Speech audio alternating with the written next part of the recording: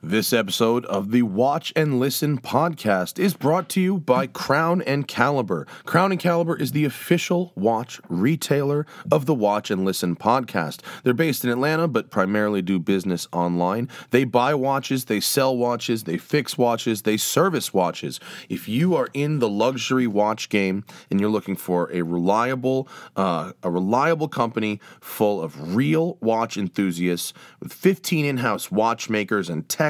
One is actually a certified gemologist, refinishers, valuators. They stock over 2,000 watches from all the major brands and some of the minor brands and maybe even some brands you've never even heard of. You could learn something just by browsing Crown & Caliber's website. Crown & Caliber also buys watches. If you've got a watch that you're not wearing anymore, maybe you want to trade up to something new and hot or something vintage and classy. You can sell your watch to Crown & Caliber for cash, or you can sell it for trade. There's no shady parking lot deals. It's all done extremely legit. I've used UPS back and forth with Crown & Caliber a whole bunch of times, and I've had success with it, and it's all very good, fully insured. They do offer limited warranties on the vintage watches that they sell. If it stops working, they will take care of it for you if you drop it off a ship and it goes to the bottom of the Marianas Trench. Unless it's a sea dweller. I mean, a sea dweller maybe is meant for that. And if you were to drop a sea dweller down the Marianas Trench and recover it, I bet Crown & Caliber would probably service that watch for you for free. I think they would. I would encourage them to. Anyway, crownandcaliber.com. Check out their inventory. If you want to get rid of a watch, you're looking to make some money, you're looking to trade up, contact Crown & Caliber, and they will get you cash or a trade to keep you looking fly. That's it. crownandcaliber.com, the official watch retailer of the Watch and Listen podcast. The Watch and Listen podcast is also brought to you by Beeline Coffee. I love Beeline Coffee, not only because it's car guys who are into adventures and working on their cars and drinking these delicious roasts. I like it because the roasts are so good. It's not like, okay, yeah, car-themed coffee, what's the big deal, right? It's not about that. That's the packaging. Forget the packaging. Inside, these beans are delicious. It's single origin, it's micro batch, it's from all the places that great coffee comes from, like the Yirgacheffe from Ethiopia, there's stuff from Panama, there's stuff from Central America, South America. There is some really, really good roasts, and you can get a whole bunch of delicious flavors at BeelineCoffee.com. If you use code TST, which carries over from the Smoke and Tire podcast, code TST gets you 15% off and free shipping on anything in the Beeline Coffee store. BeelineCoffee.com, code TST gets you 15% off and free shipping from anything from an individual pound of coffee to all the way up to a annual subscription where pounds will be delivered to you every month or every couple weeks. It is quite brilliant. It's delicious. It's whole bean. It's very well preserved in the bag. Comes in a well-presented bag. It's like gift-ready, and you know what? The coffee is super good. So thanks to them, BeelineCoffee.com, code TST, CrownandCaliber.com if you're looking to buy or sell a watch. And now, enjoy this episode of the Watch and Listen podcast.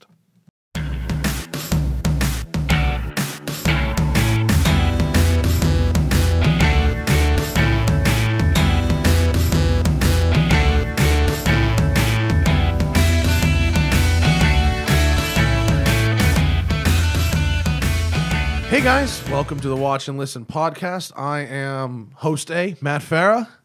And I'm Cameron Weiss. And together we are hopefully going to explain some watches to you and some movements and get into the nitty gritty. Finally, we spent the first episode talking about ourselves mostly, which is how you got to do it. Today, it's going to be about all the different types of watch movements, an area that you are an expert, my friend. Yeah, hopefully. So, what do you want to start with? Where do we go? Should we start at the beginning? Should we go take it back? You want to? Yeah, I think we start at the beginning. We start at the very beginning. Very beginning. Okay. The manual Yeah. watch, right?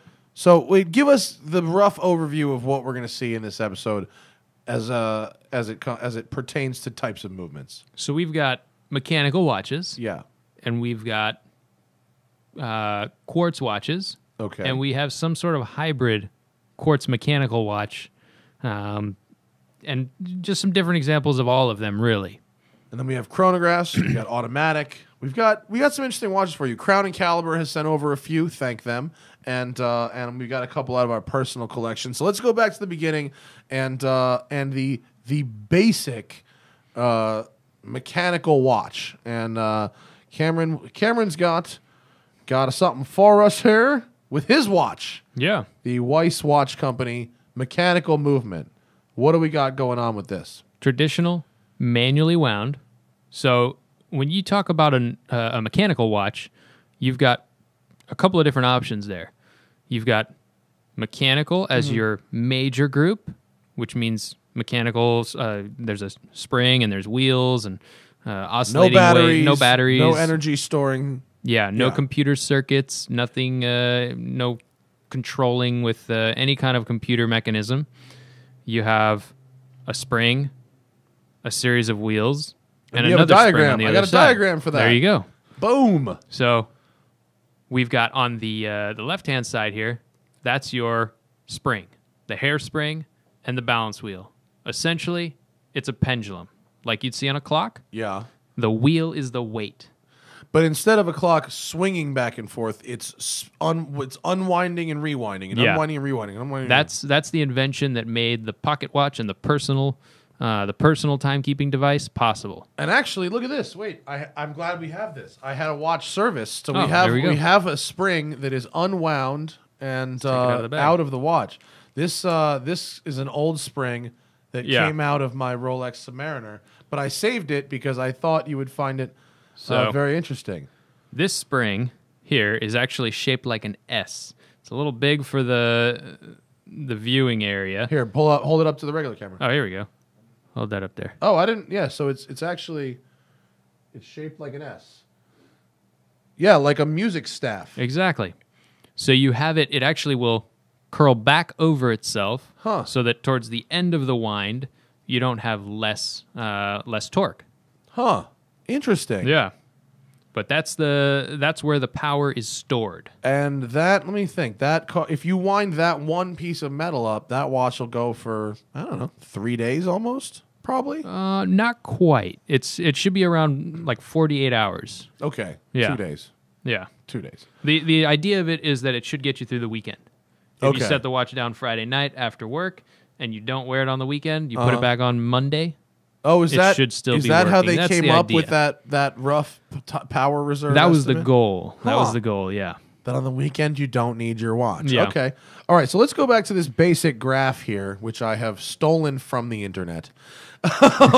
And there's not a ton of moving parts in this watch. Yeah, so this is you've got your, so on the left-hand side, you've got your escapement, and this is what's actually doing the regulating of time. So the concept of an escapement, okay, we gotta dial it down a little bit because not everyone can see this graph. So it's this wire that's wrapped around the spring, right, and the wheel bounces back and forth. Yeah, imagine you take a pendulum out of a clock. Yeah, a big pendulum. Yeah, and you actually take the long part of the pendulum and you just turn it into you curl it up around the weight. Oh, okay. And then you make it a spring. That makes more sense. And you've got the pendulum, then you put pivots on it, and it goes back and forth. Right.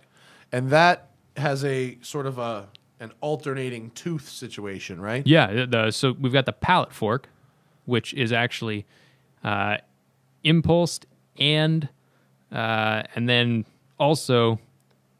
Well, let me step back. You've got your balance wheel. It gets a little complicated, but the balance wheel will impulse the Pallet Fork, which releases a tooth on the escape wheel, which is a weird-looking wheel, and that's how you release the time slowly. It looks like a wheel that has like women's calves sort of stuck to the outside of it. It's like little feet. Yeah, like little feet. It's got little legs, like a wheel where instead of a tire, you had a dozen feet that went around the edge of it. Yeah, and so you kind of have this one little engine that goes back and forth at a consistent rate, right? That's what the whole point is, right? Yeah, to keep that spring bouncing back and forth at a consistent rate for as long as possible. Yeah. And so that turns a gear train, not unlike a car's transmission. Well, actually, Back it up. the power comes from the other side. You The have other side? two springs. Okay. You've got your hairspring and balance wheel, which is, like I said, is like your pendulum. And then on the other side, you've got that S spring that's curled up into a barrel. Okay. And that one's what's wound. You wind it up tightly, and there's a lot of torque coming out of that barrel going through the gear train. So in a mechanical watch, there's always torque in the wheels, in the gear train. And then the weight. So this is the mainspring on the right. Yeah. So that's physically spring. moving the gears, and the other spring is only releasing keeping it the slowly. time. Yeah. So the power comes from the barrel, I get it. constantly pushing those wheels forward, and the release of those wheels is achieved with the oscillating of the hairspring and balance wheel on the other side. Oh, okay. I got it. That makes sense. And then, unlike this spread out diagram, these components would be sort of rotated around and stacked on each other. Yeah. So put yours back on in the frame there. Yeah. So what are we looking at relative to that diagram in your watch here, sir? So we've got the balance wheel right here with the hairspring in there. And then if you pop over here, you've got a wheel in your gear train. Okay. But really kind of stacked underneath here, you've got that escape wheel and pallet fork. You've got a wheel. Then you've got another wheel here at this pivot point. And then another wheel here. And another wheel under here. And so you just showed me where all this gear train is. Yeah, where and all it's of those basically in a quarter of the watch. Yeah. Huh. The energy takes up a lot of space. That barrel Oh, okay. is underneath the biggest wheel you see here. And that's the one that powers the gear train. That's where the power comes from, yeah. Okay. But even that isn't like it takes the whole case of the watch. Even that is a quarter of the watch. Yeah. So it's not like you're winding a spring that ends up being, a 41 millimeter, spring that is the whole. It's really just the quarter. Yeah. Huh. So at what point does the size of the movement affect or not affect the size of the watch? Like, could you make, your watch there in this example is a certain size because you want it to be that size, right? Not because the movement necessitates that size. Well, this movement is a very robust movement. Okay. There's a lot of torque in that barrel, so you need really thick bridges to hold them steady. Otherwise, if you tried to make those bridges thinner or shrink the movement with that amount of torque and that size of a gear train, it could actually warp your bridges. Oh. And so the you want bridges really are basically rigid the scaffolding that holds it all together? Yeah. It's like a sandwich. The And bridges that's- are the bread, and then the meat and cheese is all the gear train and wheels and pinions. So this, in the back of your watch here, the polished areas that are sort of finished like the grass at Yankee Stadium, Yeah. that's bridges. Those are the bridges. Yeah. Cool. Okay. So basic mechanical watch. You wind it up and it goes until it dies. Yeah. That's it. Fixed power Yeah. reserve. Right now, this one's not ticking, Here, and I just wind. turn the crown while it's in that neutral position, pushed all the way in. And what'll happen is you build up enough tension in the spring that the balance wheel starts to go back and forth there. Wait, I'm going to roll the dice. I don't know if I should do this live, but I'm going to try to zoom in on this live. Did that work? Oh, yeah, there you go. Yeah, if it might be the refresh rate on the camera. Yeah, I can actually. It makes it hard to see the beating. You can see You that can see it a little something bit, is yeah. moving. Oh, all right. Cool. All right, now let's fix that. Hey, look, I'm trying to produce at the same time. I'm trying to, people. So all right. So now let's go from your basic mechanical there to the mechanical chronograph in this nice Omega Speedmaster Professional moon watch sent to us by Crown and Caliber. That's your basic moon watch. It's the new one, but it's the closest to the original that you can get. Yeah. And that's a manually wound chronograph. Let's get these both in here. So these are both manually wound mechanical movements. One has a complication, which is the chronograph, and the other one is a simple 3-hand movement, hours, minutes, seconds. So the Speedmaster pretty much is one of the most iconic watches of all time. Certified. If you turn that one over, it's got the really pretentious certified for flight on the back of the case. But it isn't. It's a really cool watch, and people of taste wear these things. But when you're adding a chronograph, run that chronograph on that watch. When you are adding. So right now. You got the second hands over here on the subdial, just like my watch with the second hands on the subdial, same spot. Yeah, left side subdial exactly. For the seconds. And then the big second hand is your important when you're controlling the 14-second burn in Apollo 13 to get that spacecraft back safely. Yeah. You need a precision device like the Omega Speedmaster. So that second hand is for the chronograph. That one going around there now. Boy, did they hang the Omega fans, man, they are about the space thing. Yeah. They're really about it. Although, truth be told, I did a little bit of research, and I have to dig it out right now. I found it. The requirements for space flight was crazy. Hang on, the testing. So wait, while I look for this, you tell me and everyone else, while we're running this chronograph on this watch here, are we shortening the time that it will stay wound? Okay, so you're not shortening the time that it will stay wound. What you are doing, though, is taking the same amount of power and using it for more things. Okay. So you could kind of like a car engine towing a trailer? Yeah, I would say more like you plug too many things into an outlet and you blow a fuse. Okay. The breaker switches, you flip the the breaker, and what will happen is this watch will get to a point where it is not as accurate because of that extra drain on the regulating mechanism. So if it stays within 5 seconds a day normally and you run the chronograph all the time, maybe it's 7 seconds a day it's off.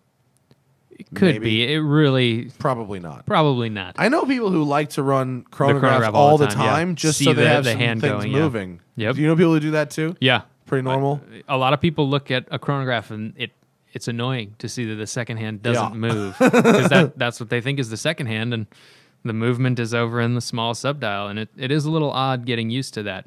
So this is we should we save this for the iconic watches segment? Well, we'll bring it back. Our next episode after this is about the most iconic watches, and since we're talking about Speedmaster right now, the qualification testing required to get a watch certified for EVA, which is extravehicular activity, meaning spacewalking. Okay. High temperature, 48 hours at 160 degrees Fahrenheit, followed by 30 minutes at 200 Fahrenheit. Low temperature, 4 hours at 0 Fahrenheit.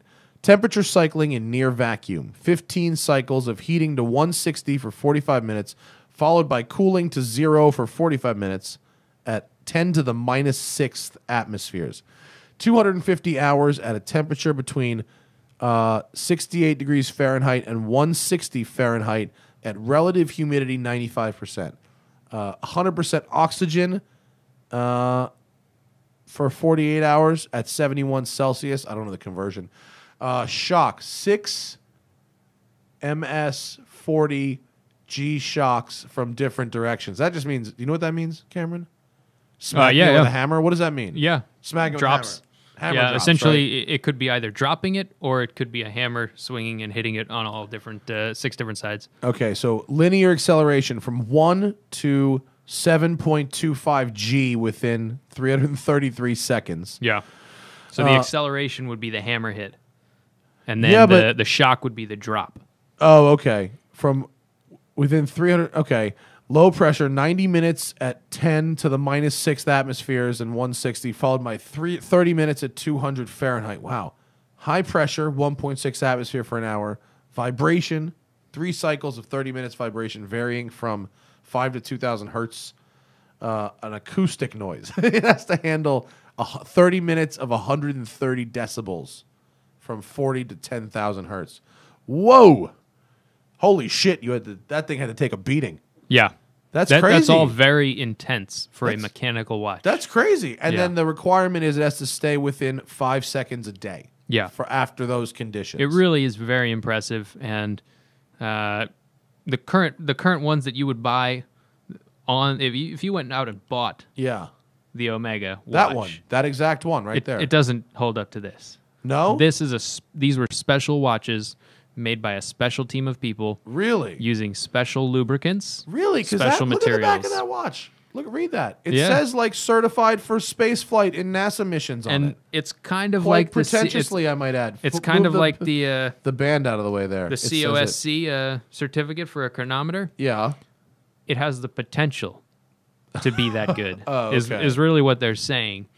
The oil that goes in a watch over 100 degrees, it starts to deteriorate. Okay. Really quickly. And these kinds of temperatures and the shocks not so much, but the temperatures. The Wikipedia, by the way, in case you want. The temperatures are crazy. To subject a watch to that, those are all kinds of thermal shocks, and I know for a fact that the lubricants used in those watches were different than the lubricants used in the regular production watches. Oh yeah, okay. So it's like the old GTR at the Nürburgring trick. Yeah. Like, the car could do it if you gut it and put a cage in it and slicks and you run E85 and all this other. I know you run like the hottest tune and some crazy cam. Yeah, I can do it. Yeah, I get you. So it's got potential to do it. All right, but the one you're buying, but then again, you and I have potential. Yeah. You know what I mean? We, in theory, could be astronauts as much as any dreaming young boy could be an astronaut. Doesn't mean the shit's happening. Yeah. Where were we? Manually wound chronographs. All right, let's go. Let's bump it forward from the manual to the automatic, right? Yeah. So go ahead. Here we go. Automatic chronograph. Wait, do we need a regular automatic non-chronograph? Yeah, we should. Here's See what we one. get. Here we'll just throw that in. Here's Yeah. automatic non-chronograph. So GMT. I was gonna say 3 hands, but we got a GMT up here, so we've 4 got hands. Yeah, we've got the 3 hands plus 1 complication, the GMT function, and also a date. But simple movement. It's essentially a manually wound movement that has an automatic mechanism, which is a couple of little clutch wheels, reversing wheels, that sort of thing to keep it from unwinding and the weight spinning around the opposite direction. So the weight will move as you move and slowly wind up the watch. Or really, the idea is to keep it wound. You should wind the watch before you put it on your wrist, and then the movement of the oscillating weight in the back. It's like the maintainer. That maintains the wind. That's like a trickle wound. charger, not a jump starter. Exactly. Back, it's like a trickle charge, yeah. Sorry, for those of you listening and you're not into cars, like this is what you're going to get with me. I'm sorry. Yeah. This one has a display back. There we go. So it actually shows you the weight. Some watches, this weight, it spins around the watch. There we go. It and as you move it, it looks like that half of a pie and it moves. Oop. Too much shaking. I'm sorry, the frame rate on our microscope camera is not really meant for capturing watches yet. We'll figure that out. So it moves around, but so this weight that's attached to the center right here, it's really just an automatic mechanism that kind of bolts onto the back of the watch and ties into the movement. And it works like bicycle pedals, where it moves, but then it decouples. If you were to pedal backwards, right? Yeah. But so this wheel will wind in both directions. Do some not do that? Some of the older automatics will only wind in one direction, right? And some current automatics. Some current automatics too. Yeah. A lot of movements have been around a long time, and they're still used in current watches, such as that. With the El Primero, which we have here, and we'll bust out in a second. But that's we have a Crown and Caliber. We wanted to discuss the first automatic chronograph, which was the El Primero, and I wanted an old one, and they were like, "Look, we only got a new one, but our watchmakers assure us that they really haven't changed much." They haven't. I have an old one. I'll Do you put have the an old old one? one Yeah. next to Perfect. this new one, and you can see how similar they are. Oh, you have a raw dog Yeah. movement. Oh, great. Okay, so cool. So the new one is and while you mentioned this is the Stratos flyback. What does flyback mean? It means like a So flyback allows you to actually instantly make the chronograph reset to 0 and continue moving. So you don't have to stop it and then reset. Once you learn that, it makes so much sense. Yeah. I mentally I had a completely different image of what flyback Yeah. was. Mentally, to me, I thought it was a visual thing, like that Omega movement we just showed versus this one. This movement has a lot more, like, let's call it airspace. The bridges are thinner, that kind of stuff. And I thought that was what it meant. But I'll show you here. Demo here, yeah. Yeah, so let's... Is that wound? It is? Okay, Yeah. cool, yeah. So right now your second hand for the chronograph is the red, the one with the red arrow on it up at the top the there. big hand, Yeah. big second hand, yeah. Up at 12 or 0 in the case of the chronograph. So if you start it with this top button by 10, you see it started moving.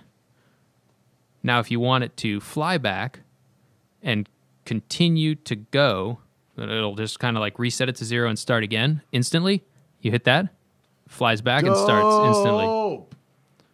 So if you hit the reset button while it's running, Yeah. it will continue running. So if you I want get to, it. there you go. That's cool.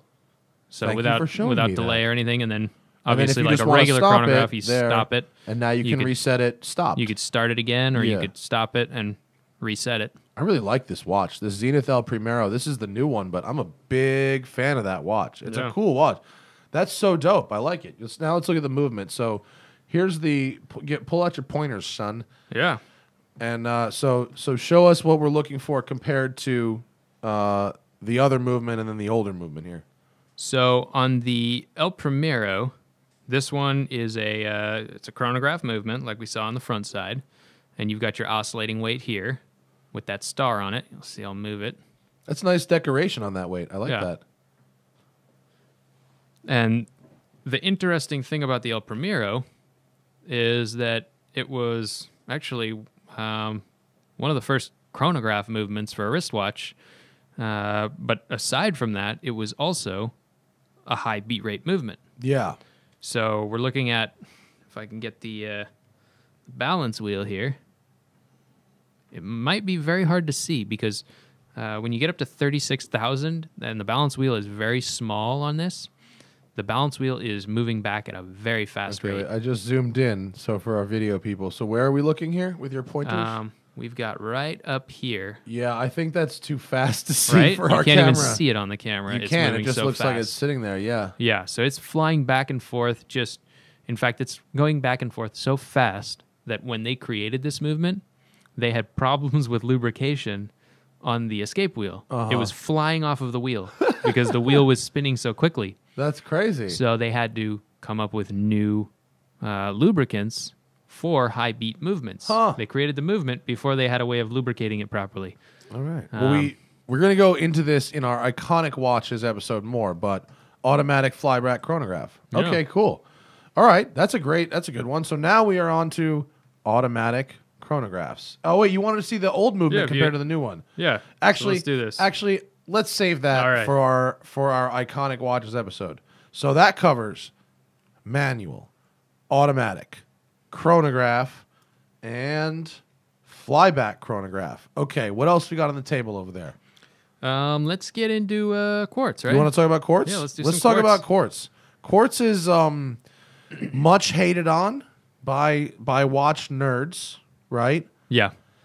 But also, it's got a place. I think it definitely Totally has has a place. Like if you can't afford a very expensive watch, or if you really do want something that will be accurate in like, you know, all different kinds of conditions, if you're really going to beat the crap out of the watch. Yeah. I get it. So what do you have here? This is your Seiko Quartz. Yeah, this is my father's Seiko from the 70s. And Seiko actually invented the quartz timepiece. The quartz is a crystal. There's an actual quartz, like a crystal, like you would mine in the ground. Yeah. Okay. Yeah. And is there anything special about that piece of quartz? It has to be a certain size. Okay. An exact size. Very precise size. A precise size and shape? Size and shape is very important. Okay. This quartz crystal then has current run through it, and the quartz crystal will oscillate. It will kind of like vibrate, really, with that electricity moving through it, that current. Then there's a computer circuit it's the IC. It's a controller that actually reads the frequency of that crystal, adjusts it to exactly where it needs to be, and then powers a stepper motor, which is a little magnetic motor which will advance a certain amount. It's like exactly ticking. Yeah. Yeah. So quartz watches tick. That's the kind of the nuts and bolts of it. The front end is that quartz watches tick. Yeah. When Seiko developed the first quartz, they were actually attempting to make the watch sweep, the hand sweep. But what that would require is a motor constantly running instead of stepping. Yeah. So the battery life was really bad on that. Now, so that's why they decided to have it step. But now can they make it sweep now without a problem? Or would it be the same issue because has battery power gotten better? Battery power is a little better. Yeah. But I don't think it's enough for it to. And also, who wants to pay that much more for a cheap quartz watch? That's anyway? a good point. What I find is interesting is quartz is typically associated with much cheaper watches, and you know, for good reason. Movements have a lot of physical moving parts. They're polished. It costs money. You can open the back on that one. We'll pop this one open so you can see the difference between a quartz. So that's a quartz. Oh boy, is that right? That's really glamorous. You've got some plastic in there. You've got you got your coil, and there's an electromagnet under there, which has you have your rotor, which is that part that's actually inside the stepper motor, and it's advancing a little bit, a degree or whatever, every second, or not every second really, but every second, but. Then you've got your IC and your quartz under here, and there's a spot for a battery. Like I said earlier, I take the battery out of a watch. That was a different episode. You didn't say it earlier. You said it earlier, but it might have been yesterday. On the previous episode. If you have an old quartz watch that you're not wearing it, take the battery out, says Cameron Weiss. Yeah. So all you got to do is look at this picture and go, well, that should be cheaper. Mm-hmm. I mean, and that's so that's quartz watches are typically associated with in general, just being a lot cheaper, and so a lot of your Timex and Citizen and stuff that's in the $50 or even less to a few $100 range is going to be quartz. Yeah, pretty much. And so, but I have an example of an interesting quartz watch that you might not expect, and it's not cheap. Now get that Seiko out of there. The Rolex Oyster Quartz. How about that? Rolex made quartz watches, and for like 20 years, too. They made this watch until like 2003. Yeah, they made some of the best quartz watches ever. So tell me why this Rolex, and here's your tick. That's I mean, what a trademark, by the way. Did you wind up any of the other Rolexes? The trademark Rolex sweep. Yeah. Is that wound? This one's running. Yeah, so let's get the sweep in there. Yeah, so here's a mechanical Rolex sweep, a little more, there you go, versus the tick, right? And, if you zoom in very, very close, the Rolex sweep is a tick. It's a very, very small tick, but just it's so refined looking compared to the tick-tockiness of the Oyster Quartz. Yeah. So tell me about the movement in the Oyster Quartz. Now, the Oyster Quartz actually has a very special tick as well, different from other quartz watches. A couple of things that Rolex did. First off, they made their movements out of metal. They have traditional bridges. They're decorated with striping. They have. Speaking of which, I have a photograph. There we go. So compare that to, no offense to your dad's watch, the shitty looking, Seiko quartz movement. Yeah. This, if, aside from this big hole in the top of your image Where the battery goes, if you look at that, if you don't know any better, it looks like a movement. It doesn't look like a mini, like the inside of a VCR. Yeah. Beautiful red jewels, gold engravings. It even has a pallet fork, which is very odd for a quartz watch to have. So, what I find interesting about this watch, and I actually did real research. How about this? Is I had to go pull out notes, but I did do research. So Rolex attempted to work with a whole bunch of other Swiss watchmakers to create a corporate movement. Imagine like Ford actually, it's almost like a bunch of different car makers use the ZF 8-speed transmission. Imagine they all got together to develop that. So like a bunch of Swiss watchmakers got together to develop this movement called the Beta 21 movement. Yeah. And a lot of them ended up using it and continued it. And Rolex used it very briefly and sold a previous version of this Oyster Quartz called the 5100. Very few, very rare. And then I think they did only 1,000 pieces of that with the Beta Quartz. It's very, very rare. And so they're actually worth a lot of money. Yeah. And then they made their own movement. This one, the Oyster Quartz, which I just thought it actually took them 5 years. In reading this, so they used the Beta movement. They made 1,000, right? Sold out very quickly. And then it was 5 years before they released the actual Oyster Quartz. With this movement, and then they sold it until like 2003. That's wild. Yeah, it was kind of a groundbreaking quartz movement, and something that a lot of people don't know is that a quartz movement is actually, when it's warmer, it runs faster than when it's colder.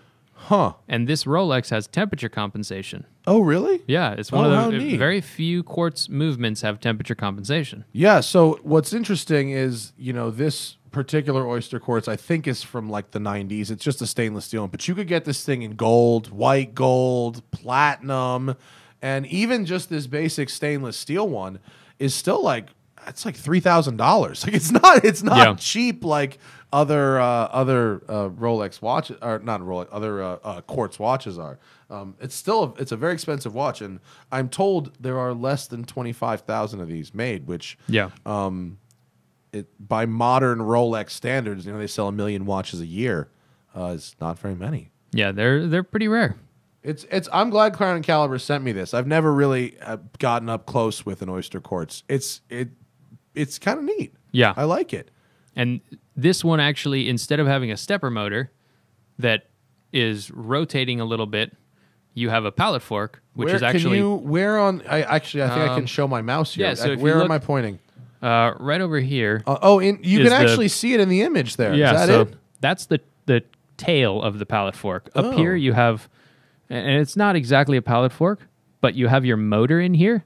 This is part of your motor right there. Wait, so is the quartz motor turning like a gear train in this thing? Exactly. It's pushing the gears forward, and it actually locks that second hand. It locks it in position. So a regular quartz watch, there's no tension in the gear train. It's just kind of loose there. And then you have an impulse from the stepper motor, and it advances 1 second. That's like what a Timex would have, right? Yeah, exactly. So you actually have this motor in here under this bridge, your pallet fork, and the motor's turning, advancing that pallet fork, and it's actually pushing the wheel. Super interesting. Forward, and then it holds it there. So it's a really different type of tick. It's quite loud. Yeah. And it's unique.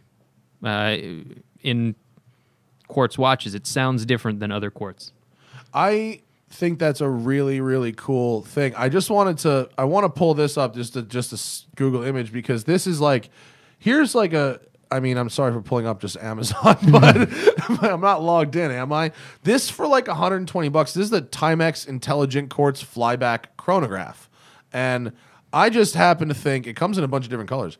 People wanted us to bring up some cheap watches too. So I thought in terms of a quartz watch, I mean, Timex, obviously, they can make a watch that's cheap and works. They've been around for a while. And I think this is a really nice, kind of stylish looking watch for $120.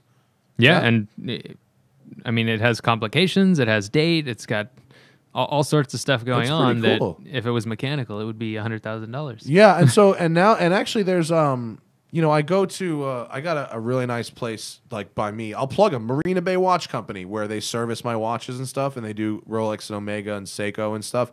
And they have some of the modern Seikos and Citizens that have like that eco drive, like they're solar powered. Yeah. So when you basically they have quartz watches now, which are fairly common, and they're a couple $100 and sometimes even less, where I think it's the whole dial is basically a solar cell.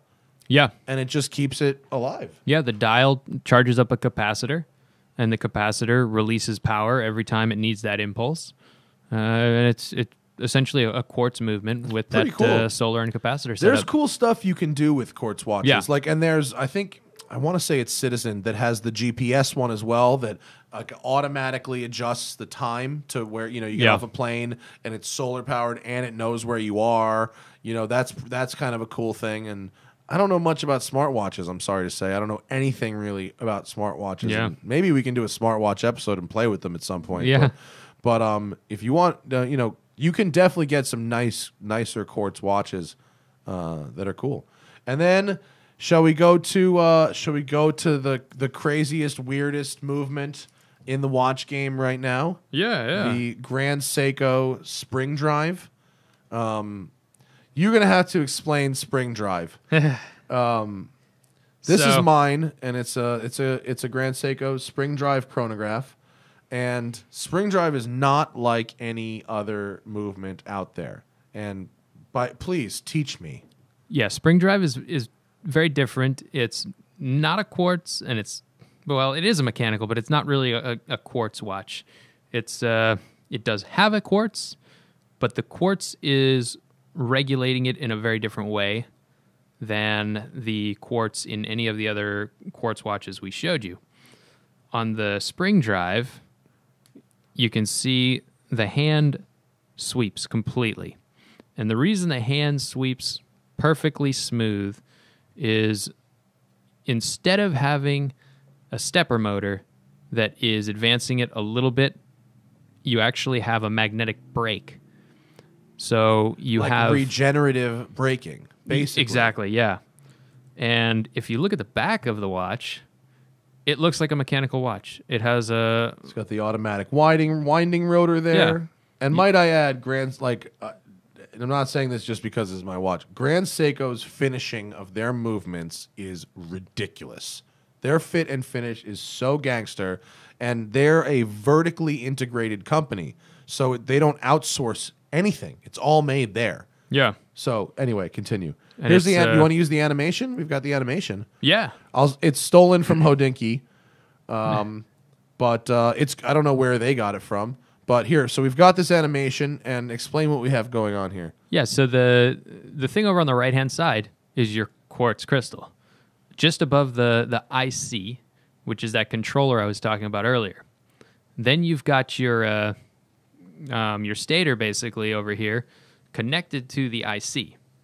And wait, so the thing in the top, this is vibrating, right? And you said, the quartz crystal has to be a specific shape and size. This looks like a tuning fork. Yeah, is that the which shape is incorrect. And size, no, it's not like that at all. Okay, so it's that's actually just for... it's a little metal tube. If you actually physically find it inside the quartz movement, it would be a small metal tube, and there's two wires coming out of it. You hook it up to some sort of electrical current. You need current running through it for it to oscillate or vibrate back and forth. Yeah. Let me see if I can find that while we're... quartz crystal. Sorry. When I, in the future, go to Google things, you then continue explaining to fill that gap. I can do that. So you've got Episode this, 2, lessons learned. So you've got this quartz crystal that needs what's a good image electricity. here for you? This guy? Yeah, that'll do it. That's perfect. Okay, cool. Here. Okay. Hopefully that works. Yeah, so Come that's an open on. one. Someone actually... Here you go. Oh, sorry. Someone ripped the metal outside casing off of that. You can kind of see near the wires. Oh, they even provided a penny for scale. Yeah. How great.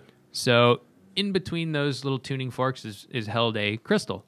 Okay. And that crystal will hum at a certain frequency. And that frequency is it's over 32,000 hertz. Okay. Which a typical mechanical watch is like 2.5 hertz. 2.5 to 32,000. Yeah. Oh, yeah. Oh. So that's the sweep. Exactly. The sweep that's is so, the increments are so small, they are completely imperceptible. Yeah. The other thing that I notice and that they reinforce about the spring drive is that your wheel only spins one way. Yes. It doesn't oscillate back and forth. And that's a quartz thing in general. It's going to go one direction. Okay. The difference between the spring drive, though, you have an actual barrel. Just like a mechanical watch, you have a barrel, a gear train, everything is mechanical. It's a mechanical watch where you just, instead of having a balance wheel and hairspring, the pendulum oscillating type part, you have a quartz crystal, a controller, and a stator. And the power from the gear train moving forward to tell the time is actually... that movement is being converted into energy that goes into the IC and into the crystal so that the crystal oscillates. It's just so crazy. So you've got this back and forth system where you actually have mechanical energy stored in the barrel, which will power the electronic circuit that is needed to decode that frequency of the crystal. And then if the watch hands are moving too fast, you have an electronic brake, which actually slows them down. So it's checking itself in real time, all the time. All the time. So it's so awesome. Yeah. And it feels like, there's definitely people that look down on these watches. The people, I think most watch people can appreciate something like this. I mean, especially, just look at the back is all, that's a mechanical watch. That's not, there's definitely some wizardry and sorcery happening in there. But that's it to wear it and to use it and whatever, that thing is heavy. It's a tank and it really feels like a mechanical watch. It was basically, how can we make a mechanical watch more accurate? Yeah. And the solution was to add a quartz crystal without totally redoing the movement so that it's a quartz movement. Mm-hmm. Let me see if I can find, this is so here, well, I have to, hang on a second. Oh, Siri, shut up.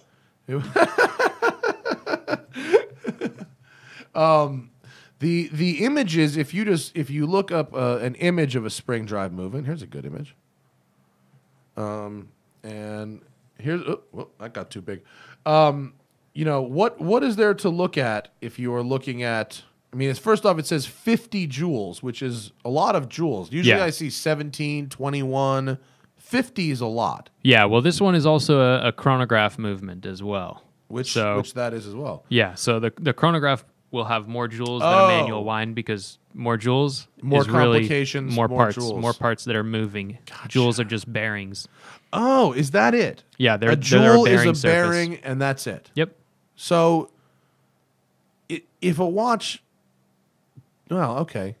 So more isn't necessarily better. More indicates the complexity of the watch more so than if your watch has 21 joules and my watch has 28 joules and both watches do the same thing, I have the less efficient design probably. Exactly. Huh, that's so interesting. Okay. So here's spring drive, and this is compared to this, which is just a manual. I'm sorry, an automatic. An automatic. Both chronographs. Chronograph movement. So what are the differences to look at between here? The biggest difference is going to be at the top of the screen for that Daytona movement. Sorry. Is this from a Rolex Daytona? That's this is a Rolex Daytona movement. Yeah. So it's I mean, I know it says Daytona on it, but I mean, you never know. Yeah. So you'll have a balance wheel and hairspring in this. Here's a balance wheel and hairspring right up at the top of our image. Which you don't have in the Seiko spring drive. So that whole thing is non-existent, and there will be a battery there, actually, right? No, there's no battery. No battery. No, I'm sorry. I apologize. You have so you've got the... and then if we go here, we'll go back to the spring drive here. So there's actually just an empty space there. There's an empty space in the bridge there, so you can see down to the wheel there that's spinning. Oh, okay. Oh, that's the wheel. Yeah, so that Okay. wheel is constantly spinning in one direction. Yeah. And it's crazy. The movement of that, you actually have a stator in there that is creating electrical current to put into the IC and the crystal so that they hum at 32,000 hertz and will then create the braking that is necessary to slow it down so that you have really accurate timekeeping. That's so cool. Just like a quartz watch was made for accuracy. But you get the sweep. Yeah. The sweep. Actually, what? Yeah, I guess, you get the sweep because the wheel only moves, only moving in the one way. Yeah. But that's awesome. Yeah. Whereas your escape wheel is locking, unlocking, locking. Yeah, so here we'll go back to that mechanical movement, right? And this would be the same if you're talking about an automatic or a manual. And it's these feet down here on the bottom left. That the dunk, dunk, dunk, dunk, dunk, dunk. The tick-tock does not exist in a spring drive. Yeah. It's simply unwinding, and there's a brake that is electronically controlled from the quartz and the IC that will cause it to unwind at a certain rate. So, do we have? I mean, let's see. We got manual. We've got automatic. We've got quartz. We've got chronograph. We've got flyback chronograph. I mean, obviously, we could go down the rabbit hole of complications, and I would love to have a show where we just do crazy complications. That isn't this show, but are we missing anything? Have we covered all the movements? There's other movements. Like what? So before you got to the spring drive, or even before you got to the quartz, you had Accutrons. What's Accutron? The Accutron is a tuning fork movement. How does that work? So it's similar to the spring drive. Okay. You have you have... Well, here's an image of one. You want a picture of one? Will that help? Yeah, let's pull one up. What, these guys? This one? What'll help? This one with just a movement. Okay. Here we go. Give me a second. There we go. So in this, you've got a tuning fork. Oh, this is a nice clear picture, too. Okay. Exactly. Sorry, listeners. Listeners only. Cameron, describe at your best. This looks like an early version of an electronic computer. Yeah, and this one is a 300 hertz, I believe. Okay. The Accutron. So what are we looking at in terms of parts? What's this made of? It's still 1,000 times fewer hertz, or 100 times fewer hertz than the quartz. Okay. Because there's 100 times fewer hertz than the quartz. Okay. Yeah. So this one is actually humming along. The tuning fork is vibrating, and then you've got a wheel with 360 teeth on it, and two little kind of antenna-looking things that are pushing that wheel forward. And you like really, little mini legs? Yeah, and you almost like a centipede legs. Uh-huh. Just like the dancing tiniest along little things the outside of the pushing wheel? that wheel forward, kind of dancing along the outside of the teeth. And are those the ends of the tuning fork, or that's different? That's they are connected to the tuning fork. Okay. But they're way smaller than any of the components you see in this movement picture here. Okay. But those parts are just humming along at this really high frequency. You can actually hear it hum. Really? Yeah. So one of the things you do if you're buying an Accutron and it's not working, you want to actually flick it lightly, and you want to hear it hum because it will start just by flicking the case. You can like jumpstart it back to life? Yeah, just like you hit a tuning fork on your knee or something like that. You flick the case a little bit, you'll hear it hum. That's a good sign. Is there a battery in this? Yes. Yeah. Is it under this case on the left here? Is that where you find the battery? Yeah, under those two metal straps on the left-hand side there. Okay. So the Accutron has a really nice sweep to it. It looks just like the spring drive because at that frequency, you can't tell the difference. It's humming, it's sweeping. And are these watches valuable? I mean, do people want Accutron watches? Yeah. How do I find more of them? Yeah. What are the Accutron? watches? So it's a Bulova Accutron. Bulova Accutron. Yeah. Oh, here's one. Where are you coming from? Does Crown and Caliber have one? Is that where I have to That's where I should probably look. Hang on. Sorry, guys. And did Bulova come up with this movement, or is this a movement of... oh, look. 4 of the most innovative watch movements on Crown and Caliber's blog. Thanks, buddy. Yeah.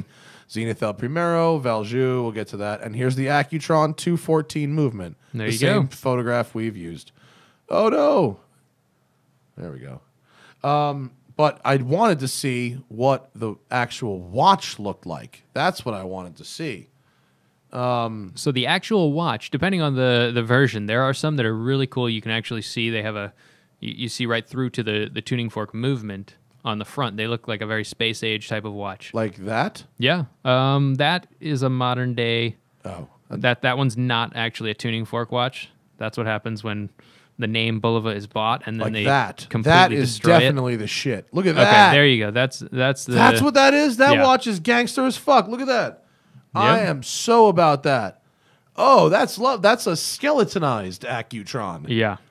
And that Dude, second hand what are will these hum things around worth? the dial. Are these things worth money? Yeah, I think for a good one, probably around $1,000 for a nice example. That's good, but not insane. Yeah, not insane for a really important historical watch. Can you get it repaired? There are a few guys that specialize in Accutron in the Really? U.S. Yeah, some It takes like 10 years to get your Accutron restored. yeah. I bought a... you got to be careful with... I'll just shout out to Crown and Caliber. They have like... They're a legitimate business, like guarantees, and they have a limited warranty, and like it's not like buying watches on the internet sucks. I bought a Seiko 6139, like one of those Pogues, the yellow dials, and I got fucked. Like it had a movement in it that was not the movement supposed to be in it. It was like junk, and it's taking like 6 months to get the correct movement put in this thing. Oh boy. For like a couple $100 vintage Seiko is not worth it. Ugh. Yeah. But this Accutron thing, that could be a rabbit hole I could go down. This looks like in this photo, this looks like a pretty small watch compared to this bracelet. Are these like they're vintage, so they're little, right? Yeah, I don't think they're really big. Probably 36 or 38 millimeter watches. Oh, okay. There might be some examples that are slightly larger. That's cool, man. Yeah. But it's a very interesting electronic watch. I really dig that. Are there any and other... it's an American watch. Is Bulova American? Yeah. This was when they were American. Now they're owned Yeah. by one of the big companies, right? I believe they're Chinese owned now. Oh, really? Yeah. How sad. Yeah. That's disappointing. That's a cool watch. I learned something in that Yeah. show. Is there another weird movement that I don't know about? I mean, there's some like mecha quartz where What's you that? have it's a quartz movement, and then you have a mechanical chronograph on top, That's weird. which is it's pretty complex. There's Where do you find that? some of the Swiss brands came out with watches that were mecha quartz powered. Interesting. Type Mecha in quartz. JLC mecha quartz. And it's MECC. Oh, look at that. There you go. Is that it? Mecha, yeah. Wow, that's so. So there's an weird. IWC Oh, one. wow, son of the. Wait, oh no, I think we got screwed on the image. Oop. Oh, okay, no, There we can, go. we can work with that. I'll fucks with you, boy. Sorry about it. It's on Photo Bucket, not all clean looking, but that's so weird. That looks like half of a mechanical Right? movement with a circuit board stuck on top of half of it. Exactly. So So the cool. chronograph is completely mechanical, and the timekeeping is quartz. So it's like if you took a mechanical chronograph and you smashed it up with a quartz movement and just mixed the two together, you get this. Does your chronograph tick or does it sweep? On this one, it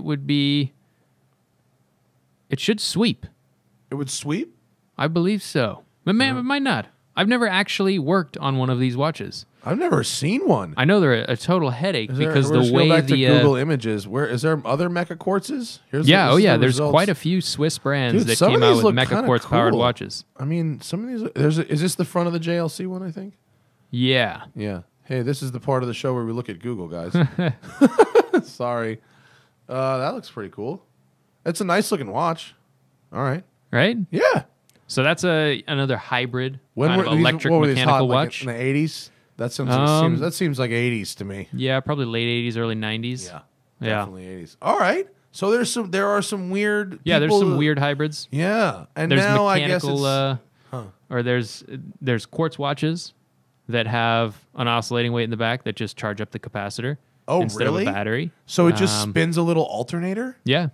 Yeah, a little generator in there, just like a car. That's got to be super inefficient. I mean, think about how many times an alternator has to spin to do anything. Yeah. Luckily, a watch doesn't require very much power. That's true. It just requires one impulse every second, and it's there's a reason a quartz movement, we use very, very light oils on all the parts because there's almost no torque going through the gear train.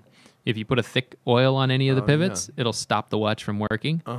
Makes sense. It's just very low power consumption. Yeah. So there's not a lot of power needed from that generator. And they're actually using that same technology from the company that created that. They're using it in implants, surgical implants that you have to. Yeah. You need power for your pacemaker and things like that. So someone's got like an oscillator, a little oscillating weight in the pacemaker. Yeah. Wow, Yeah. that's super cool. Do you think they have to like do certain exercises? You have to move a certain way. Yeah. Yeah, like you got to do like body twists to like maximize your I got to get charged up. Yeah. Like, honestly. Well, you need a rotating bed, just like you put your watch in a watch winder. You need the rotating bed that you sleep in, so that you're. Yo, I got complications. It's like Ronnie Danger. I got no respect. I got complications. Yeah, you dying from complications of heart failure. Yeah, that's funny.